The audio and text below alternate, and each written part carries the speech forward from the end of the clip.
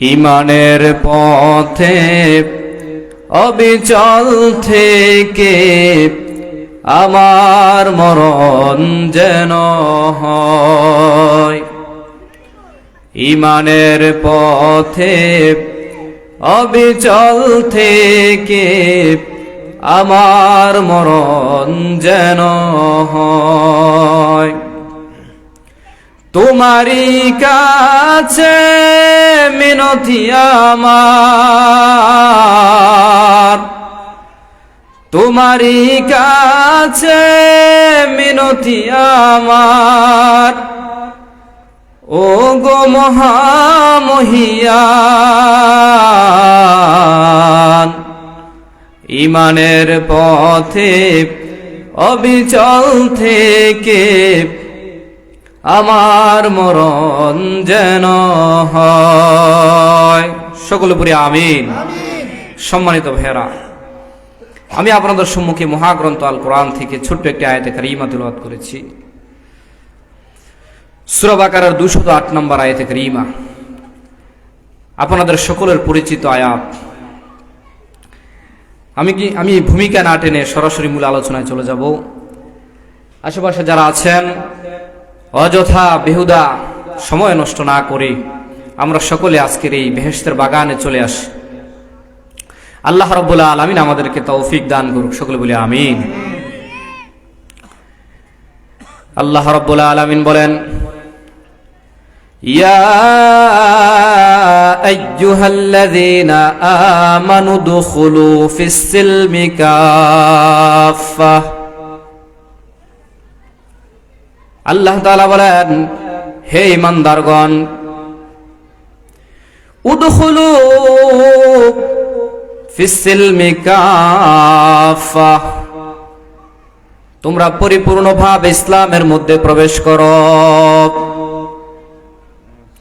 ওয়ালা তাত্তাবিউ খুতুওয়াতিশ শাইতান, এবং শয়তানের রাস্তা, শয়তানের পদাঙ্ক তোমরা অনুসরণ করিও না। ইন্নাহু লাকুম আদুউম মুবিন, নিশ্চয় শয়তান হলো তোমাদের প্রকাশ্য শত্রু। কথা বলেন ঠিক না বেঠিক?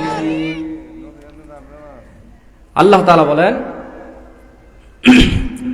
হে ঈমানদারগণ, তোমরা পরিপূর্ণভাবে ইসলামের মধ্যে প্রবেশ করো, শয়তানের পথে চলিও না, শয়তানের পদাঙ্ক অনুসরণ করিও না। এই শয়তান তোমাদের প্রকাশ্য শত্রু। শয়তান আমাদের কি জোরে বলেন? শয়তান আমাদের প্রকাশ্য শত্রু। তাহলে আল্লাহ তাআলা আমাদেরকে পূর্ণভাবে ইসলামের মধ্যে প্রবেশ করতে বলেছেন, পরিপূর্ণ মুসলমান হওয়ার জন্য আল্লাহ তাআলা আমাদেরকে বলেছেন। ইয়া আইয়ুহাল্লাযীনা আমানুত্তাকুল্লাহা হাক্কা তুকাতিহি ওয়া লা তামুতুন্না ইল্লা ওয়া আনতুম মুসলিমুন।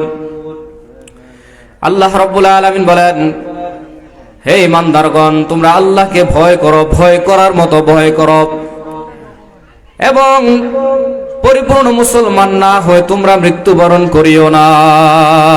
চিল্লায়ে বলেন আল্লাহু আকবার। পরিপূর্ণ মুসলমান হওয়ার কথা কে বলেছেন জোরে বলেন? তাহলে ইসলামের মধ্যে পরিপূর্ণভাবে প্রবেশ করতে বলেছেন, এবং মুসলমান না হয়ে মৃত্যুবরণ করতে আল্লাহ তাআলা নিষেধ করেছেন। সুবহানাল্লাহ। আমরা নামে মুসলমান, ঠিক না ঠিক জোরে বলেন? আপনি যখন কোথাও কোনো কাজে গেলেন, রাস্তার মধ্যে যখন মসজিদে আজান হয়ে যায়, আপনি যদি হাতের খরচগুলো কোথাও রেখে, যখন মসজিদের মিনারায় আজান হয়ে গিয়েছে, হাতের খরচগুলো যখন আপনি কোথাও রেখে আল্লাহ তাআলার কুদরতি পায়ে সেজদা দেওয়ার জন্য আপনি মসজিদে চলে গেলেন, তখন মনে হবে আপনি মুসলমান। কথা বলেন ঠিক না বেঠিক?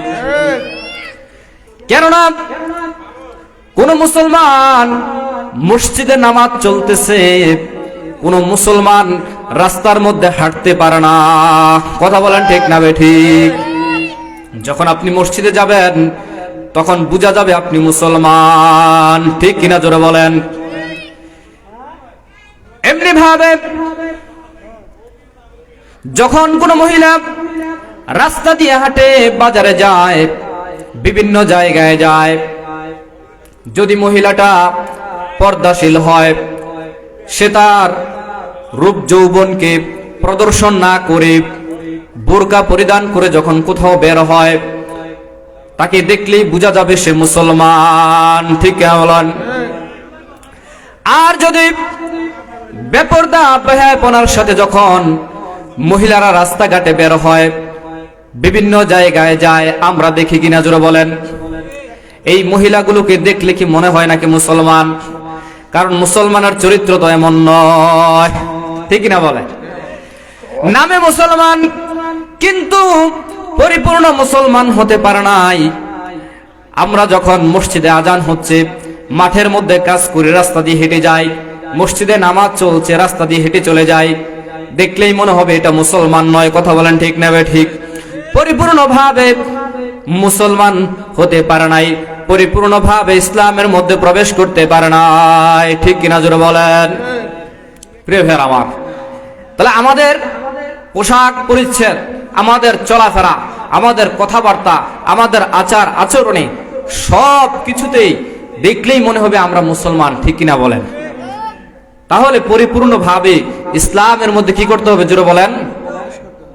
আংশিক ইসলাম মানার কোন সুযোগ আছে? আল্লাহ রাব্বুল আলামিন সূরা বাকারার ৮০ নম্বর আয়াতে বলেন, আফাতুমিনুনা বিবাদিল কিতাবি ওয়া তাকফুরুনা বিবাদ। আল্লাহ রাব্বুল আলামিন বলেন, এ পৃথিবীর মানুষেরা, তোমরা কোরআনের কিছু অংশ মানবে আর কিছু অংশ মানবে না, এটা কখনো হতে পারে না, ঠিক কিনা বলেন। কোরআন মানতে হবে পরিপূর্ণ, কোরআন আংশিক মানার কোনো সুযোগ নাই। ইসলাম মানতে হবে পরিপূর্ণ, ঠিক কিনা বলেন। কিছু ইসলাম আপনার মন গড়া, আপনার পছন্দ মতো আপনি ইসলাম মানলেন, যেটা আপনার পছন্দ হয় না সেটা আপনি মানলেন না, আপনি কি পরিপূর্ণ মুসলমান হতে পেরেছেন? পারবেন? কথাটা খেয়াল করেন। আপনার কাছে নামাজ ভালো লাগে, আপনি নামাজ পড়েন, আপনি আমি মুসলমান। আপনার কাছে রোজা ভালো লাগে, আপনি রোজা রাখেন। আপনার কাছে হজ ভালো লাগে, আপনি হজ করেন। যাকাত দিতে ভালো লাগে, আপনি যাকাত দেন। জিকির করতে ভালো লাগে, আপনি জিকির করেন। কিন্তু আপনার কাছে আল্লাহর পরিপূর্ণ আইন মানতে ভালো লাগে না। নামাজের ক্ষেত্রে আল্লাহর আইন মানতে আপনার ভালো লাগে, রোজার ক্ষেত্রে আল্লাহর আইন মানতে আমাদের ভালো লাগে, যাকাতের ক্ষেত্রে আল্লাহর আইন মানতে আমাদের ভালো লাগে। কিন্তু রাজনৈতিক ক্ষেত্রে গিয়ে আল্লাহর আইন মানতে আমাদের ভালো লাগে না, ঠিক কিনা বলে? যদি এমনটা হয়, নামাজ আল্লাহ তাআলা ফরজ করেছেন, রোজা আল্লাহ তাআলা ফরজ করেছেন, যাকাত হজ ফরজ করেছেন, কি করেন নাই? এগুলো করতে আমাদের ভালো লাগে। যদি আপনার স্ত্রীকে বলেন পর্দা করতে হবে, আল্লাহ তাআলা পর্দা করা ফরজ করে দিয়েছেন। আল্লাহ তাআলা বলেন, ওয়াকারনা ফি বুয়ুতিকুন্না ওয়ালা তাবাররাজনা তাবাররুজাল জাহিলিয়াতিল উলা। চিল্লায়ে বলেন আল্লাহু আকবার।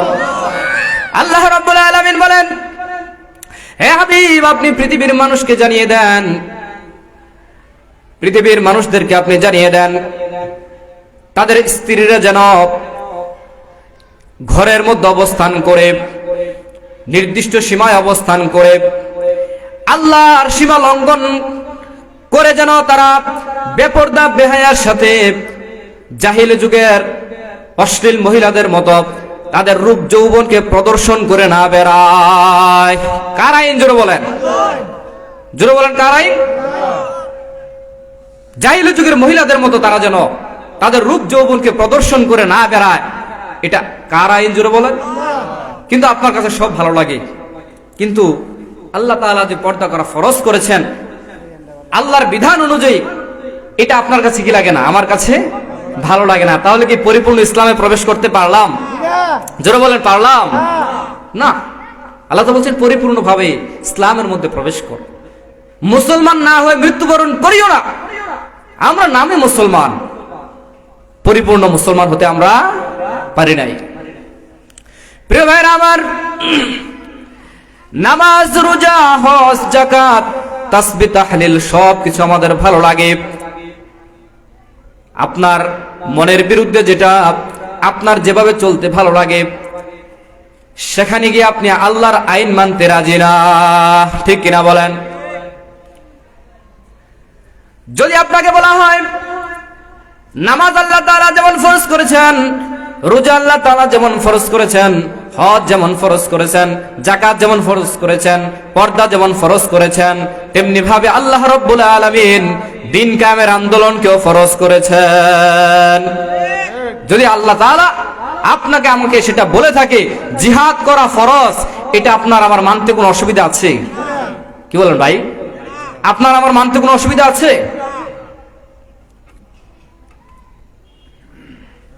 আল্লাহ রাব্বুল আলামিন, খেয়াল করবেন, আল্লাহ তাআলা যত পয়গম্বর পৃথিবীতে পাঠিয়েছেন, সমস্ত পয়গম্বরকে প্রকৃতপক্ষে একটি কঠিন দায়িত্ব, মূল দায়িত্ব দিয়ে পাঠিয়েছেন। সেটা হচ্ছে আল্লাহর জমিনে আল্লাহর দ্বীনকে প্রতিষ্ঠা করা, ঠিক কিনা বলেন?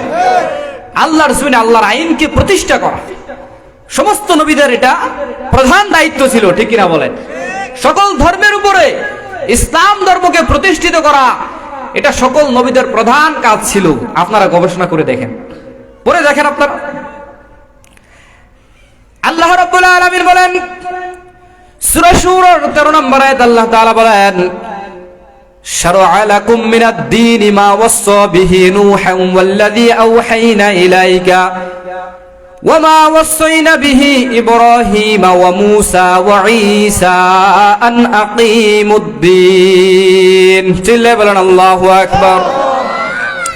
আল্লাহ রাব্বুল আলামিন বলেন আমি তোমাদের উপর দ্বীনকে বিধিবদ্ধ করে দিয়েছি, দ্বীনকে আমি নির্দিষ্ট করে দিয়েছি। সুবহানাল্লাহ।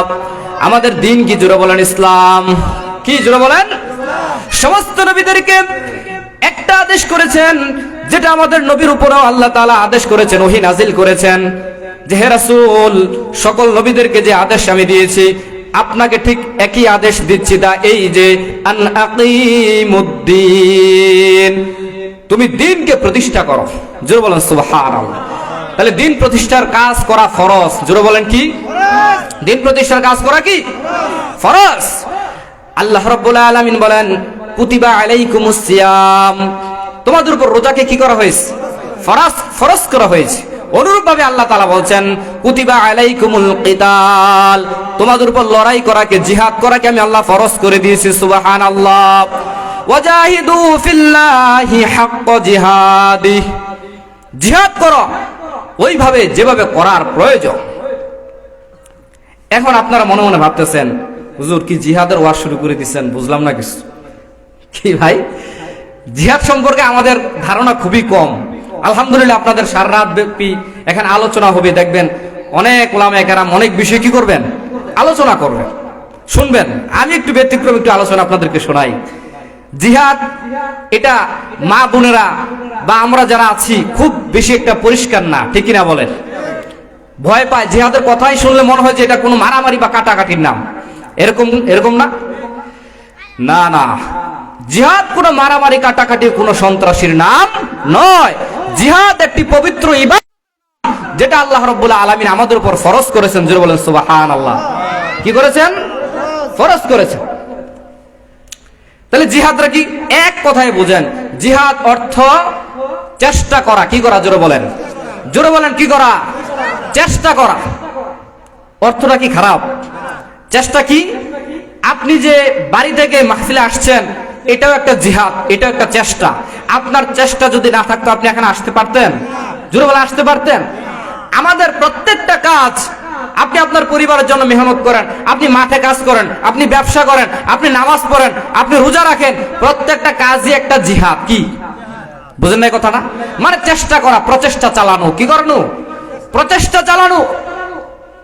আর আমি আপনাদেরকে যেটা বুঝাতে চাচ্ছি যে ঠিক একই ভাবে এই চেষ্টার মধ্যে আমরা দৈনন্দিন যে কাজ করি এগুলো যেমন চেষ্টা, ঠিক অনুরূপ ভাবে ওই চেষ্টা করা ফরজ যাতে আল্লাহর জমিনে আল্লাহর দিন প্রতিষ্ঠা হয়ে যায়। জোরে বলেন সুবহানাল্লাহ।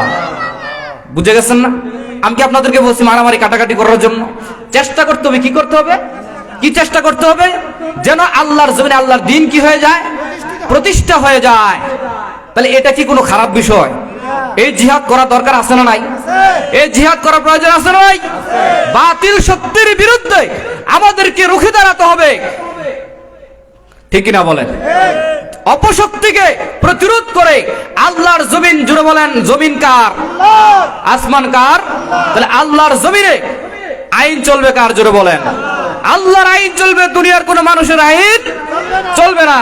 আমরা আল্লাহর আইন এই সমাজে, এই জমিনে প্রতিষ্ঠা করতে চাই, ঠিক কিনা বলেন? এর জন্য আমাদেরকে যা করার দরকার এটাকেই বলে জিহাদ, এটাকেই বলে প্রচেষ্টা, ঠিক কিনা জোরে বলেন? তাহলে বুঝতে কোনো অসুবিধা আছে? বুঝেন নাই জিহাদ কি? জিহাদের নাম শুনলে ভয় পাবে না? অনেক উলামায়ে কেরাম জিহাদের আলোচনা করতে ভয় পায়। কি পায়? বুঝেন না? এগুলো হচ্ছে সুবিধা পার্টি। কি পার্টি ভাই? মরণ হবে কি হবে না? আমরা আল্লাহ ছাড়া কারো কাছে মাথা নত করতে রাজি? আমরা আল্লাহ ছাড়া দুনিয়ার কোন মানুষের কাছে মাথা নত করতে চাই? আমাদের মাথা নত করতে হবে একমাত্র কার কাছে? চিল্লে বলেন একমাত্র আল্লাহ তাআলার কাছে। ভয় করতে হবে একমাত্র কাকে? জোরে বলেন। আল্লাহ ছাড়া দুনিয়ার কোন মানুষকে ভয় করার কোন সুযোগ আছে? তাহলে আপনি কাকে ভয় করবেন বলেন? প্রতিনিয়ত কত ভাই কত বোন দুনিয়া থেকে বিদায় নিচ্ছে কি নিচ্ছে না? আমার ছোট দুনিয়া থেকে বিদায় হয়ে যায় নাই? জোরে বলেন যায় নাই? তাহলে আপনি কাকে ভয় করছেন বলেন? আপনি কার আইন মানছেন? আল্লাহর আইনকে বাদ দিয়ে কোন সুযোগ আছে? তাহলে প্রত্যেকের মধ্যে এই চেষ্টা থাকা লাগবে কি লাগবে না? জোরে বলেন। এটা যেভাবেই হোক, এটা আমাদের জান দিয়ে হোক, মাল দিয়ে হোক, আমাদের জবান দ্বারা হোক, আমাদের হাত দিয়ে হোক, যেভাবেই হোক এই চেষ্টা চালাতে হবে কি হবে না? জোরে বলেন। আল্লাহর জমিনে আল্লাহর দ্বীনকে প্রতিষ্ঠা করার চেষ্টা চালাতে হবে কি হবে না? জোরে বলেন। তাহলে মোটামুটি বুঝে গেছেন যে জিহাদ মানে কি? জোরে বলেন জিহাদ মানে কি? খারাপ কোনো বিষয়টা? এই চেষ্টা আমাদের করা লাগবে কি লাগবে না? এটা কি ফরজ? এটা কি? এটা ফরজ। কেন? এটা সমস্ত নবীদের এই একটাই দায়িত্ব ছিল। কি ছিল? নামাজ, রোজা, হজ, যাকাত এগুলো তো আছেই ভাই। যদি আল্লাহর জমিনে আল্লাহর আইন প্রতিষ্ঠা হয়ে যায়, কোরআন দিয়ে যদি রাষ্ট্র পরিচালনা হয়, তাহলে নামাজ, রোজা, হজ, যাকাত এগুলো কোনো অসুবিধা হবে? কেউ ঘরের মধ্যে নামাজ পড়ে ঘুমানোর কোনো সুযোগ থাকবে? বলেন থাকবে? জেনাবে বিচার করার কোনো সুযোগ থাকবে? দুর্নীতি চাঁদাবাজি করার কোনো সুযোগ থাকবে? কোনো কিছুই থাকবে না। কি ভাই খারাপ লাগছে? অনেকে বলবে যে হুজুরে এখানে বৈশা উল্টাপাল্টা আলোচনা করতেছে। আচ্ছা আপনারাই বলেন তো, আমি কি কোন উল্টাপাল্টা আলোচনা করতেছি? তাহলে আমরা বুঝলাম জিহাদ করা এটা ফরজ। এটা কি? এবার আসেন, সময় তো কম, বিস্তারিত কথা বলার সুযোগ নাই, খেয়াল করেন। তাহলে যদি এই চেষ্টা আপনার আমার মধ্যে না থাকে তাহলে আমাদের অবস্থাটা কি হবে? যদি আপনার মধ্যে চেষ্টা না থাকে, রাসূলের একটা হাদিস আপনাদেরকে শোনাই। ক্বালা রাসূলুল্লাহ সাল্লাল্লাহু আলাইহি ওয়াসাল্লাম মান মাতা ওয়া লাম ইয়াগযু ওয়া লাম ইউহাদ্দিস বিহি নাফসাহু মাতা আলা শু'বাতিন মিনান নিফাক। রাসূল করিম সাল্লাল্লাহু আলাইহি ওয়াসাল্লাম ইরশাদ করেন, যে ব্যক্তি মৃত্যুবরণ করলো কিন্তু জিহাদ করলো না, জিহাদের চিন্তাও সে করলো না, জিহাদের তামান্নাও সে করলো না, কোন আশা সে করলো না, জিহাদের কোন চেষ্টা প্রচেষ্টা ছিল না, এরকম লোক আছে না নাই? জোরে বলেন। নবীজি বলেন ওই লোকটা মুনাফিকের মৃত্যুবরণ করবে। নাউজুবিল্লাহ বলেন। ওই লোকটা মুনাফিকের মৃত্যুবরণ করবে। কিভাবে বলেন? তার মৃত্যুটা কি হবে? মুনাফিকের মৃত্যু। তাহলে আমরা কি মুনাফিকের মৃত্যুবরণ করতে চাই? যদি আমরা মুনাফিকের মৃত্যুবরণ করতে না চাই তাহলে আমাদেরকে চেষ্টা করা লাগবে কি লাগবে না? জোরে বলেন। আমাদের এই তামান্না, আল্লাহর জমিনে আল্লাহর দ্বীনকে প্রতিষ্ঠা করার তামান্না, চেষ্টা আমাদের করা লাগবে কি লাগবে না ভাই? আমি হাদিস বলবো, সহিহ মুসলিমের 1910 নম্বর হাদিস খুলে পড়বেন।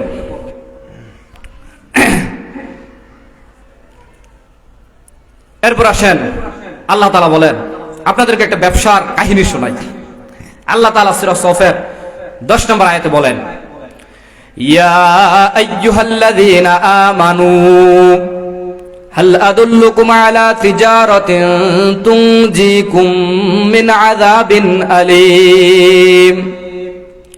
আল্লাহ তাআলা বলেন, হে ইমানদারগণ, আমি কি তোমাদেরকে এমন একটা ব্যবসার কথা বলবো না যে ব্যবসা তোমাদেরকে জাহান্নামের কঠিন আযাব থেকে মুক্তি দিবে? সুবহানাল্লাহ। ওই ব্যবসাটাকে আল্লাহ তাআলা বলেন, তুমিনুনা বিল্লাহি ওয়া রাসূলিহি ওয়া তুজাহিদুনা ফি সাবিলিল্লাহি বিআমওয়ালিকুম ওয়া আনফুসিকুম। আল্লাহ তাআলা বলেন, ওই ব্যবসাটা হলো তোমরা আল্লাহ তাআলার প্রতি ঈমান আনবে। কার প্রতি? জোরে বলেন। ওয়া রাসূলিহি, এবং তার রাসূলের প্রতি, এবং তোমরা জিহাদ করবে তোমাদের জান এবং মাল দ্বারা। সুবহানাল্লাহ বল। আল্লাহ এবং তার রাসূলের প্রতি ঈমান আনবে এবং তোমাদের জান এবং মাল দ্বারা আল্লাহর রাস্তায় জিহাদ করবে, লড়াই করবে। জোরে বলুন সুবহানাল্লাহ। কি ব্যবসার কথা বলছেন? পূর্ণ বিশ্বাস থাকতে হবে কার? কার উপর? জোরে বলেন। তাহলে আল্লাহর প্রতি আমাদের পূর্ণ বিশ্বাস কিন্তু নাই। অর্ধেক দুনিয়ার প্রতি, অর্ধেক বিপদে বললে আল্লাহর কাছে। বিপদে বললে কি বুঝেন না কথাটা? বিপদে বললে কার কাছে? আল্লাহর কাছে। আল্লাহ এবং তার রাসূল তাম পৃথিবীর মালিককে জোরে বলেন আল্লাহ। জোরে বলেন আল্লাহ। আমাদের আদর্শ হবে একমাত্র মুহাম্মদ রাসূলুল্লাহ সাল্লাল্লাহু আলাইহি ওয়াসাল্লামের জীবন। সে রাসূলের জীবনকে আমরা অনুসরণ করি। দুনিয়ার নেতাকে নিজেদের আদর্শ বানাইছি। নাউজুবিল্লাহ বলেন। দুনিয়ার রাসূলের আদর্শের সাথে দুনিয়ার কোন নেতার আদর্শের কি কোনো মিল আছে? তাহলে আপনি যদি দুনিয়ার কোন নেতাকে আপনি আদর্শ বানান, তাহলে আপনি পথভ্রষ্ট হওয়ার সম্ভাবনা আছে না নাই? 100%। কত পার্সেন্ট? তাহলে আল্লাহর প্রতি পূর্ণ ঈমান নাই, যার কারণে আমরা আল্লাহকে বাদ দিয়ে দুনিয়ার মানুষের কাছে চাই। ঠিক কিনা বলেন? রাসূলের পূর্ণ আদর্শ আমাদের মধ্যে নাই। যদি পূর্ণ আদর্শ আমাদের মধ্যে থাকতো, তাহলে আমরা আদর্শ অনুসরণ করতাম কাকে? জোরে বলেন মুহাম্মদ সাল্লাল্লাহু আলাইহি ওয়াসাল্লাম। এবং আমাদের জান এবং মাল দ্বারা আল্লাহর রাস্তায় জিহাদ করতে বলেছেন। এই ব্যবসা যদি আমরা করতে পারি, আল্লাহ রাব্বুল আলামিন বলেন, ইয়াগফির লাকুম যুনুবাকুম। আল্লাহ তাআলা আমাদের জিন্দেগীর সমস্ত গুনাহগুলো কি করে দিবেন? জোরে বলেন সুবহানাল্লাহ। কি করে দিবেন? সুবহানাল্লাহ। ওই ব্যবসাটা কি করতে পারবেন ইনশাআল্লাহ? সবাই বলেন পারবেন। পূর্ণ বিশ্বাস থাকতে হবে কার উপরে? আর আদর্শ মানতে হবে কার? এবং আল্লাহ যে জান আমাদেরকে দিয়েছে, জীবন, এই জীবন ব্যয় করতে হবে কার রাস্তা? আল্লাহর রাস্তা। আর যে সম্পদ আমাদেরকে দিয়েছেন, এই সম্পদ ব্যয় করতে হবে কার রাস্তা? এই জান এবং মাল ব্যয় করে কিভাবে আল্লাহর জমিনে আল্লাহর আইনকে প্রতিষ্ঠা করা যায়, ওই চেষ্টা করা আমাদের উপর কি? জোরে বলেন ফরজ। বুঝতে কার কোনো অসুবিধা আছে? আমি বিস্তারিত ব্যাখ্যায় গেলাম না, শুধু মূল কথাটা আপনাদেরকে বলছি। এরপর আসেন, আল্লাহ তাআলা সূরা তাওবার 111 নম্বর আয়াতে কি বলেছে? আল্লাহ তাআলা বলেন, ইন্নাল্লাহা আশতারা মিনাল মুমিনিনা আনফুসাহুম ওয়া আমওয়ালাহুম বিআন্না লাহুমুল জান্নাহ। নিশ্চয় আল্লাহ রাব্বুল আলামিন মুমিনদের কাছ থেকে জান এবং মাল ক্রয় করে নিয়েছেন। বিনিময়ে আল্লাহ রাব্বুল আলামিন ঈমানদারদেরকে জান্নাতুল ফিরদাউস নসিব করে দিবেন। চিল্লা বলেন সুবহানাল্লাহ। আল্লাহ তাআলা আমাদের কাছ থেকে জান এবং মাল ক্রয় করে নিয়েছেন, কিনে নিয়েছেন। কিসের বিনিময়ে? কথা বলেন, কিসের বিনিময়ে? জান্নাতের বিনিময়ে। তাহলে জান্নাত পাওয়ার জন্য কি করতে হবে? জান এবং মাল। তো মূলত জান কার? জোরে বলেন আল্লাহ। মাল কার? আল্লাহই জান দিল, আল্লাহ আমাদেরকে সম্পদ দিল, আবার আল্লাহ আমাদের কাছ থেকে কি করতেছেন? ক্রেতা সেজে আমাদের কাছ থেকে ক্রয় করছেন। সুবহানাল্লাহ। আল্লাহ বলছেন, আমার সাথে এটা তোমরা বেচা কিনা করো, বিনিময়ে আমি আল্লাহ তোমাদেরকে কি দিব? জান্নাত। তাহলে জান এবং মাল আল্লাহ কি কিনবেন? কথা বলেন না কেন? কিভাবে কিনবেন? অর্থাৎ আমাদেরকে আমাদের জান এবং মাল আল্লাহর রাস্তায় কি করতে হবে? বিলিয়ে দিতে হবে। এই জীবনকে আল্লাহর রাস্তায় উৎসর্গ করে দিতে হবে। রাজি আছেন তো ইনশাআল্লাহ? এই মাল আল্লাহর রাস্তায় খরচ করতে হবে, আল্লাহর দ্বীনকে প্রতিষ্ঠা করার জন্য, আল্লাহর আইনকে সমাজে রাষ্ট্রে প্রতিষ্ঠা করার জন্য। তার জন্য আমাদেরকে কি করতে হবে? ইউকাতিলুনা ফি সাবিলিল্লাহি ফায়াকতুলুনা ওয়া ইউকতালুন। আল্লাহ রাব্বুল আলামিন বলেন, এই ব্যবসাটা যদি তোমরা করতে চাও, এই বেচাকেনা যদি তোমরা আমি আল্লাহর সাথে করতে চাও, তাহলে তোমাদেরকে আমি আল্লাহর রাস্তায় জিহাদ করা লাগবে। কি করা লাগবে? আমি আল্লাহর রাস্তায় তোমাদেরকে জিহাদ করা লাগবে। তোমরা আমি আল্লাহর রাস্তায় জিহাদ করে কাফের বেঈমানদেরকে হত্যা করবে এবং তোমরাও শহীদ হয়ে আমি আল্লাহর জান্নাতের মধ্যে চলে যাবে। সুবহানাল্লাহ। কাফের বেঈমানদের বিরুদ্ধে যদি আমরা জিহাদ করি, যুদ্ধ করি, তাহলে শহীদ হওয়ার সম্ভাবনা আছে না নাই? জোরে বলেন। এটাকে ভয় করলে হবে? কথা বলেন, ভয় করলে হবে? এটা ভয় করলে হবে না। প্রিয় ভাই আমার, আল্লাহর রাস্তায় শহীদ হতে রাজি আছেন তো ইনশাআল্লাহ? এই জীবন আল্লাহর জন্য দিতে রাজি আছেন ইনশাআল্লাহ? ইনশাআল্লাহ বলেন সবাই। এখন এই শহীদের মর্যাদা সম্পর্কে একটু শুনবেন। কথা বলেন না কেন? শুনবেন। আসলে আল্লাহর রাস্তায় জীবনটা বিলিয়ে দিলে আল্লাহ কি পুরস্কার আমাদের জন্য রেখেছেন অল্প সময়ের মধ্যে শেষ করে দিব। যদি আপনি পাক্কা নিয়ত করেন যে আল্লাহ আপনি আমাকে যে কয়েকদিন আমাকে হায়াত দিবেন, আমার এই হায়াতের জিন্দেগিটুকু আমি আপনার জন্য কাজ করব, আপনার রাহে আমি বিলিয়ে দেব। আয় আল্লাহ আপনি আমাকে শহীদের মর্যাদা দেন। এই নিয়ত যদি আপনি খাঁটিভাবে করেন, তাহলে অবশ্যই আল্লাহ তাআলা আপনাকে শহীদের মর্যাদা অভিষিক্ত করবেন। সুবহানাল্লাহ। হাদিস শুনে আপনাদেরকে, ক্বালা রাসূলুল্লাহ সাল্লাল্লাহু আলাইহি ওয়াসাল্লাম, মান সাআলাল্লাহা আশ-শাহাদাতা বিসিদকিন বাল্লাগাহুল্লাহু মানাজিলাশ শুহাদা।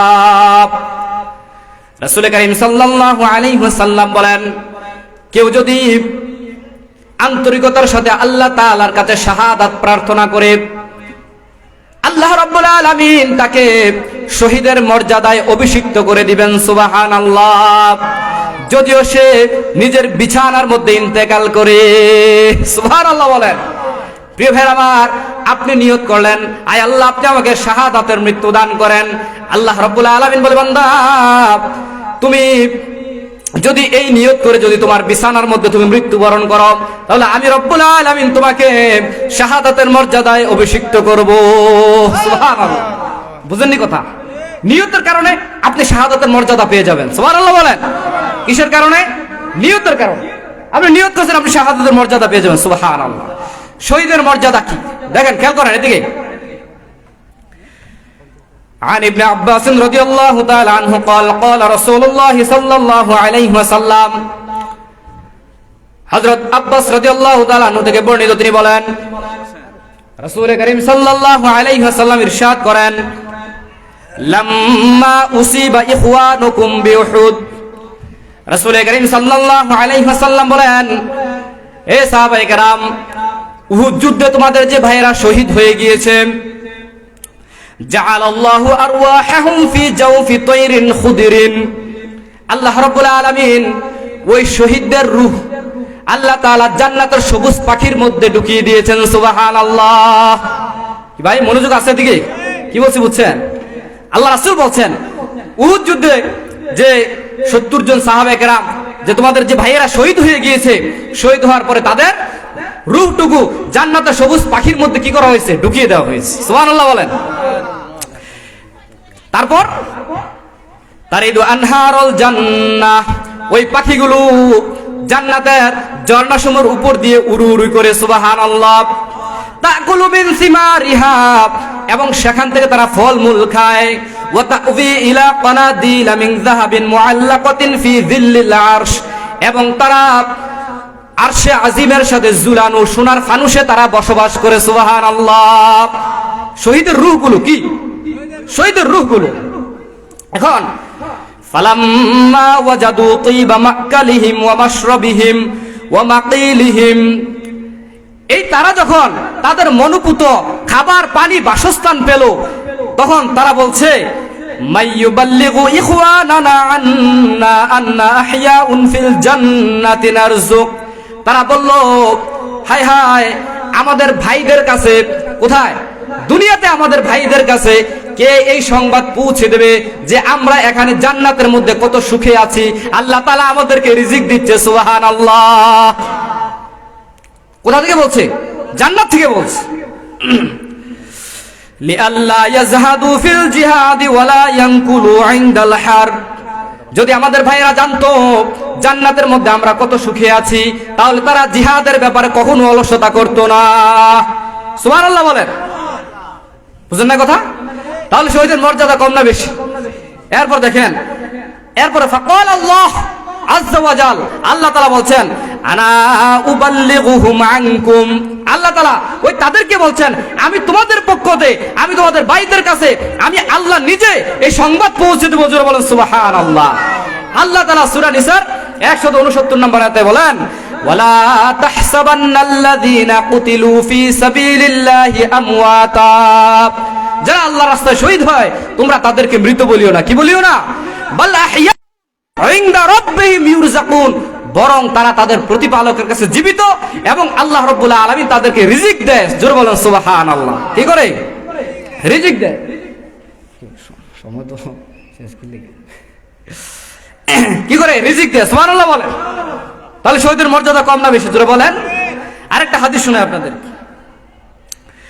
মা মিন আহাদিন মিন আহলিল জান্নাতি ইয়াসুররুহু আইয়ারজিআ ইলা দুনিয়া গায়রু শাহীদ। জান্নাতের মধ্যে শহীদ ব্যক্তি ছাড়া আর কেউ জান্নাত থেকে বের হওয়ার ইচ্ছা কারো মনে জাগবে না। সুবহানাল্লাহ। একমাত্র শহীদ ব্যক্তি কি করতে চাইবে? দুনিয়াতে আসতে চাইবে। সুবহানাল্লাহ বলেন। কেন আসতে চাইবে? ইয়াকুলু হাত্তা উকতালু 10 মাররাতিন ফি সাবিলিল্লাহি মিম্মা ইয়ারা মিম্মা আ'তাহু আল্লাহু মিনাল কারামা। কেন আল্লাহ রাব্বুল আলামিন তাকে যে নিয়ামত, যে মর্যাদা দিবেন, সে বলবে, আল্লাহ আপনি আমাকে আবার দুনিয়াতে পাঠান, আপনি আমাকে 10 বার আপনার রাস্তায় নিহত করেন। সুবহানাল্লাহ। 10 বার আমাকে আল্লাহর রাস্তায় শহীদ করেন। জোরে বলেন সুবহানাল্লাহ। আমাদের রাসূল কি বলেছেন? ক্বালা রাসূলুল্লাহ সাল্লাল্লাহু আলাইহি ওয়াসাল্লাম, ওয়াল্লাযী নাফসি বিয়াদিহি লাওয়াদিতু আন্নী উকতালু ফী সাবিলিল্লাহ। রাসূল কারীম সাল্লাল্লাহু আলাইহি ওয়াসাল্লাম বলেন, আমি এটা পছন্দ করি যেন আমাকে আল্লাহর রাস্তায় শহীদ করা হয়। সুবহানাল্লাহ বলেন।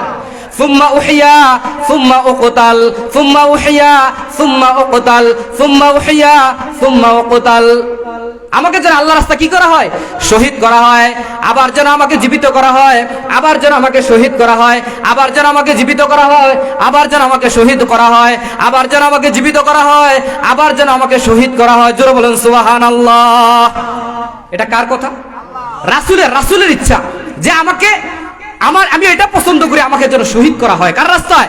আল্লাহর রাস্তায়। আবার আমাকে জীবিত করা হোক, আবার আমাকে শহীদ করা হোক, আবার আমাকে জীবিত করা হোক, আবার আমাকে শহীদ করা হোক। চিল্লায়ে বলেন সুবহানাল্লাহ। শহীদদের জন্য স্পেশাল 6টি মর্যাদা আছে। কয়টি মর্যাদা? লিশাহিদি ইনদাল্লাহি সিত্তু খিসাল। শহীদদের জন্য 6টি পুরস্কার আল্লাহ তাআলা ব্যবস্থা করে রেখেছেন। 1 নাম্বার, ইউগফারু লাহু ফি আউয়ালি দাফআতিন ওয়া ইউরা মাকআদাহু মিনাল জান্নাহ। শহীদের রক্ত যখন শরীর থেকে 1 ফোঁটা পড়ে, আল্লাহ তাআলা সাথে সাথে তার জিন্দেগীর সমস্ত গুনাহগুলো ক্ষমা করে দেন। সুবহানাল্লাহ বলেন। এবং জান্নাতে তার বাসস্থানটাও দেখাই দেয়। সুবহানাল্লাহ বলেন। 2 নাম্বার, ওয়ায়ুজারু মিন আযাবিল কবরি, এবং তার কবর আযাব আল্লাহ তাআলা মাফ করে দেন। 3 নাম্বার, ওয়ায়ামানু মিন ফাযাইল আকবার, এবং কঠিন ভয় ভীতি থেকে আল্লাহ তাআলা তাকে হেফাজত করে। জোরে বলেন সুবহানাল্লাহ। 4 নাম্বার, ওয়ায়ুদাউ আলা রাসিহি তাজুল ওয়াকারিল ইয়াকুতাতু মিনহা খায়রুম মিনাদ দুনিয়া ওয়া মা ফিহা। সুবহানাল্লাহ। রাসূল বলেন যে তাকে মরমর পাথর খচিত মর্যাদার টুপি পরিয়ে দেওয়া হবে, যেই পাথরের দাম পৃথিবীতে দুনিয়ার সব কিছুর চাইতে উত্তম। জোরে বলেন সুবহানাল্লাহ। 5 নম্বরে, ওয়ায়ুযাওয়াজু ইসনাতাইনি ওয়া সাবঈনা যাওজাতাম মিনাল হুরিল আইন, এবং তাকে জান্নাতের 72 জন হুরের সাথে বিয়ে দেওয়া হবে। সুবহানাল্লাহ বলেন। কি বলেন ভাই? 72 জন হুরের সাথে বিবাহ হবে। এরপর ওয়াইশাফাউ ফি 70 মিন আকওয়ারিবি, এবং শহীদ ব্যক্তি তার নিকটাত্মীয় 70 জনের জন্য আল্লাহ তাআলার কাছে সুপারিশ করতে পারবে। সুবহানাল্লাহ, জোরে বলেন আল্লাহ। প্রিয় ভাইরা আমার, শহীদের মর্যাদা কম না বেশি? দেখেন কত বড় স্পেশাল পুরস্কার শহীদদের জন্য আল্লাহ তাআলা প্রস্তুত করে রেখেছেন। সুবহানাল্লাহ। প্রিয় ভাইরা আমার, সময় শেষ। আমাকে ডাইরেক্ট ওয়ার্নিং দিয়েছে সময় কি, এরপর আমি লেট করে ফেলছি, আমি দুঃখিত। আল্লাহ তাআলা আমাদেরকে কবুল করুক, সবাই বলে আমিন। আমি বলতে যাচ্ছি, জিহাদ করা আল্লাহ তাআলা কি করেছেন? ফরজ করেছেন। কারো কোনো দ্বিমত আছে? জিহাদ মানে কি? চেষ্টা করা। কি করা? সবাই বলেন, কি করা? চেষ্টা করা। কোন কঠিন বিষয়? জিহাদ মানে চেষ্টা করা, সহজ বিষয়। কিভাবে আল্লাহর জমিনে আল্লাহর আইনকে প্রতিষ্ঠা করা যায়, ওই চেষ্টা করা আল্লাহ তাআলা কি করেছেন? ফরজ করেছেন। যে দায়িত্ব দিয়ে সমস্ত নবীদেরকে আল্লাহ তাআলা পৃথিবীতে পাঠিয়েছেন। আল্লাহ রাব্বুল আলামিন আমাদেরকে বুঝার তৌফিক দান করুক। এবং আমি বলেছিলাম, পরিপূর্ণভাবে কোথায় প্রবেশ করতে হবে? ইসলামের মধ্যে প্রবেশ করতে হবে, পুরা কোরআন মানতে হবে।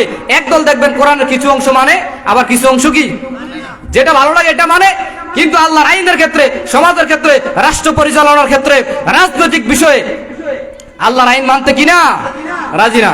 সম্মানিত ভাইয়েরা, আরো বিজ্ঞ উলামায়ে কেরাম আলোচনা করবেন, আপনারা আশা করি মনোযোগ সহকারে শুনবেন। আর এলাকা যারা আছে সকলে চলে আসবেন ইনশাআল্লাহ। সকলের প্রতি দোয়া রেখে আপনারা আমার প্রতি দোয়া রাখবেন। সকলের প্রতি সালাম। আসসালামু আলাইকুম ওয়া রাহমাতুল্লাহি ওয়া বারাকাতুহু।